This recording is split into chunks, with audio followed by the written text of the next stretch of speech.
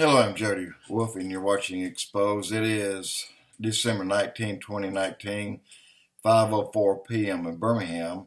And topic, of course, we're talking about the coup attempt. And let me say up front, this is the first of a bunch. They'll keep coming. And the reason they will keep coming is because this is not Cuba. You're not going to have two coup attempts and then the third one is going to be the winner. We're not going. There's not going to be a coup. It's not going to succeed. There's too many plays of defense built into the Constitution that guarantees that won't happen in our country. If there was not a guarantee for that, then there would be no need for that to happen. Otherwise, we would not have a Senate. The Senate is the guarantee that they are the defense against the coup attacks or coup attempts. And if you go into the Constitution, the way it's written, they said, you have certain laws that are put down, and you start out with all of our rights, every one of us. And then it gets into rights things that you wouldn't even think of. Well, why is that in there? And if you read on down and enough, you will see why. But what it is, when these group of men came from Europe to here, or France, England, some came with them that still in the back of their mind, well, we're going to give them a little time to settle down and then we're going to slip in and we're going to take charge. That's a coup attempt. Even the thinking about down the line, that is a coup attempt right there. Well, when they sat down, our forefathers, to read the Constitution, the Bill of Rights, and other things, they see this is in place. They said, now, wait a minute now. We got a plan of attack here. We got a plan of defense here for that. We have a plan of attack here and a plan of defense for that. We have another plan of attack. It's kind of like a line item veto. They slip in a lot of stuff.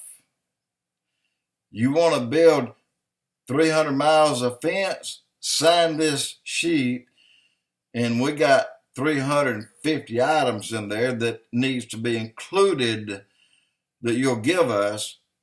In other words, one per mile. So in the Constitution, they're reading and they said, no, wait a minute. If this is in here, then we have to have a defense mechanism just in case this thing comes to the surface. That thing is called a coup. And the very thing to fight that coup, the defense against that coup, is the the Senate. That's the very thing that should have stepped forward up front and center. This should have never taken place. Of course, they won't let it take place, but it's gone way more than it should have. So keep in mind, we have a defense built in to our rights. That won't happen. Not under the ruse, not under the reasons they put down, doesn't fall under an impeachable defense. It calls under, like, I'm going to slap your wrist for you being bad that day, and that's about it. That's about as bad as it gets. Period. Cuba, you had Castro. You used to be a pretty good guy. He left Cuba, came here, and tried out for a baseball position to play baseball on an American team. He just wasn't good enough. So he did not make the tryouts. Now, you'll have to go and read this because I can't tell you exactly what happened, but I do know that at a point when he got mad and finally left and went back home, then he said, well, I'll do something else. I'll just take over Cuba. I'm telling you the truth. So something we did to him told me he couldn't play second base well enough to be on our teams. So he goes back home and decides to become a mercenary against a standing against the legal government. So let's move on. There'll be more attempts, but these attempts will all be blocked by God. God will have an answer. He will have a barricade up at every point where they could hurt us. Why is that? Easy. God's not finished with America. Trump is here to prevent Agenda 21 from taking effect 90 days after Hillary Clinton would have become president. 3 years later, right now, we would be looking just exactly like Venezuela today had Hillary become president. But we're too much of a big player on the world team, the world league, that you can't take this player out because this player has too many irons in this big fire, and most of these irons are there in protection for other countries. The church sends too many missionaries out to stop it. We send help to countries hit by storms, earthquakes, and you can't just cut off that funding. But this is what the coup would do. It would stop all these things because they're going to rearrange the money that's coming in so that it goes to them, and they'll dole out what they want you to have. That's not going to happen in the United States. We're too big of a player on the world screen here, on the world field, too big of a player just to move out of the way because there's too many others that would get out of hand. If we stop today, we cut ties with the world and fenced in our nation, this time next year, probably 2/3 of the countries on this planet who had been doing okay are now falling to communism, to socialism. But we're here to prevent that. We're not here just for us. We're here by divine appointment, just as Trump is here by divine appointment. We are here for the very same reason. And unless God is very mad at us, he will have someone to quickly fill our shoes if he needs to move us. But God is not going to move us because he gave us a brilliant man that has already made strides that 5 of the next top men couldn't do. God gave him wisdom. God brought him up for this time, and he didn't do it a week before he was elected. He did it back the same time that he thought of creating man. When God created man, he had everything in place at that time.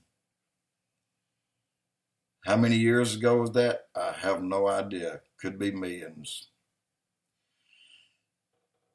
But we are growing darker. Things are happening. There's monkey wrenches getting thrown into things all the time that keeps the apple cart upset. But God is still in charge. He's still in charge. He sets presidents up and he takes presidents out. He alone controls the weather 100%. God is in charge of it all the time. Just want you to know that and remember that, because we live in a country, and I'm going to have to say probably the greatest country on this planet. Now, others would object and say, no, we're number 2 to Israel. Israel will be the greatest next, and they'll be the greatest from now on. And because they're God's chosen people. And when they become where he wants them, they'll never move off that pedestal, ever, ever, ever. So the comments, by the way, that Donna Lynn made, really nice of you to say that. I appreciate that.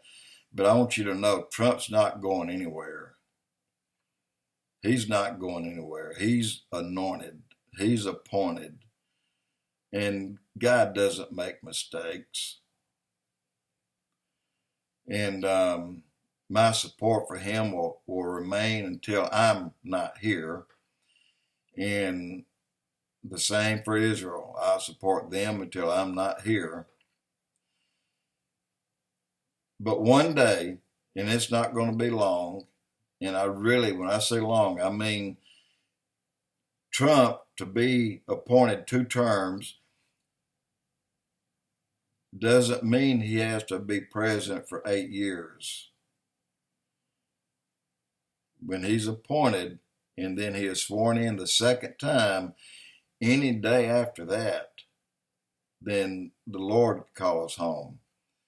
I mean, any day after that. And I don't think it'll come before that, because God gave him to us for 2 terms.